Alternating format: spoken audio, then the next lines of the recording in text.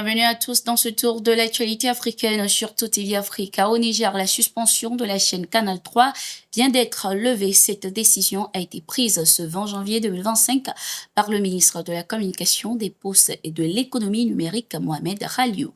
Elle fait suite aux diverses démarches entreprises par les organisations socio-professionnelles des médias du Niger qui avaient qualifié les motifs de la suspension de la chaîne de non fondés. La controverse entre les autorités et le média a débuté le 17 janvier 2025 lorsque ce dernier a diffusé un reportage du journaliste Seini Amadou dans lequel il classe les ministres en fonction de leur performance. Le commentaire de ce reportage, illustré par des photos de chaque ministre, était présenté comme un baromètre de la performance des membres du gouvernement.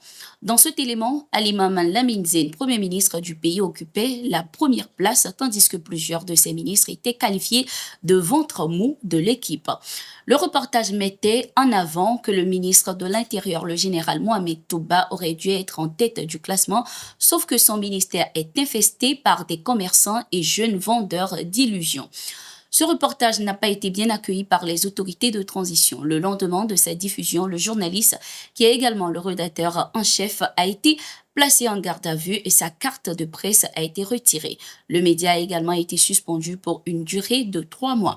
Cette décision, considérée comme sévère, a suffi pour les organisations de monter au créneau et de dénoncer cette mesure. Le président de l'Association des éditeurs de la presse indépendante et directeur de publication du journal Le Temps a défendu le droit à la critique de l'action politique. Les autorités nigériennes ont alors fait marche arrière en levant la suspension du média et du journaliste. La récente déclaration du ministre togolais des Affaires étrangères concernant l'adhésion du Togo à la Confédération AES suscite des controverses sur le continent. Si certains soutiennent les propos du chef de la diplomatie togolaise, d'autres sont en désaccord.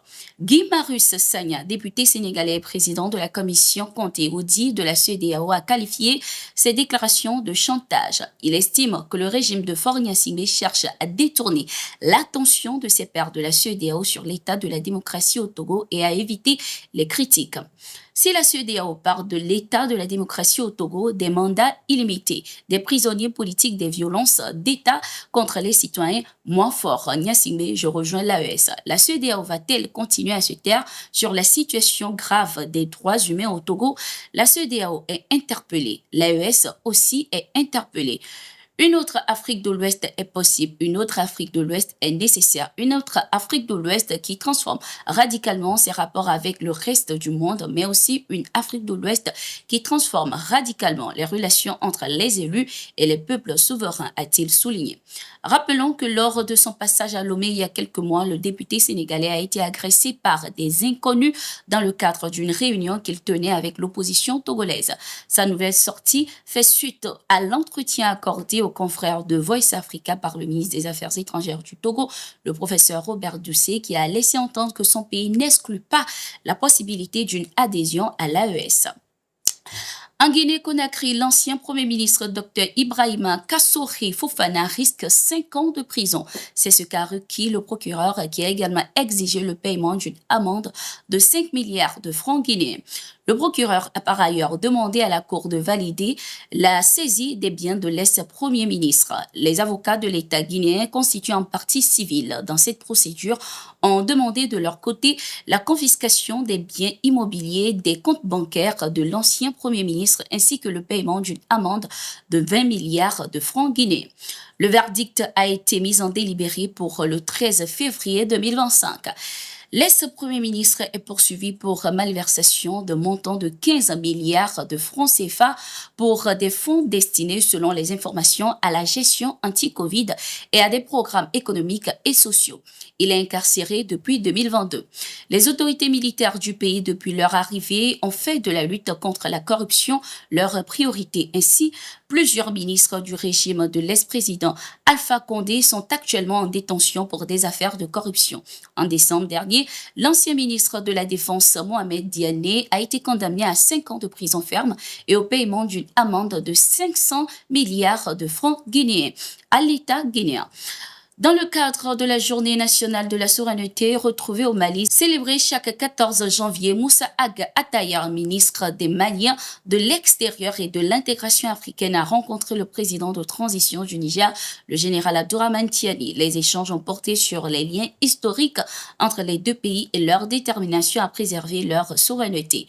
Moussa Ag Attayar a également affirmé la volonté du Mali de consolider l'intégration africaine. Il a également été question de faire le point sur la célébration de cette journée à l'ambassade du Mali au Niger, où des acteurs de la société civile de la région se sont réunis, illustrant ainsi l'importance des échanges entre ces deux nations voisines. Nous avons décidé de venir célébrer cette journée de la souveraineté retrouvée au Niger avec la communauté malienne qui vit ici, mais au-delà avec les populations de l'AES, notamment les Nigériens et les Burkinabés qui nous ont rejoints pour célébrer cette journée. Nos frères du Niger nous ont rejoints dans cette célébration, a indiqué le diplomate malien qui a profité de l'occasion pour remercier le président de transition du Niger pour les échanges fructueux. Toujours avec le Burkina Faso, au cours des 15 premiers jours du mois de janvier, plusieurs terroristes ont été neutralisés dans diverses localités du pays, notamment dans les régions du centre-nord de la boucle du Mouhoun, à l'ouest, de l'est, du centre-est, du Sahel et du nord. Au cours de ces différentes opérations, les matériels des assaillants ont également été récupérés. Pour l'heure, le bilan exact de ces opérations n'est pas encore dévoilé. Ainsi s'achève cette édition. Merci d'être resté avec nous. Nous sommes en continu sur nos différentes plateformes.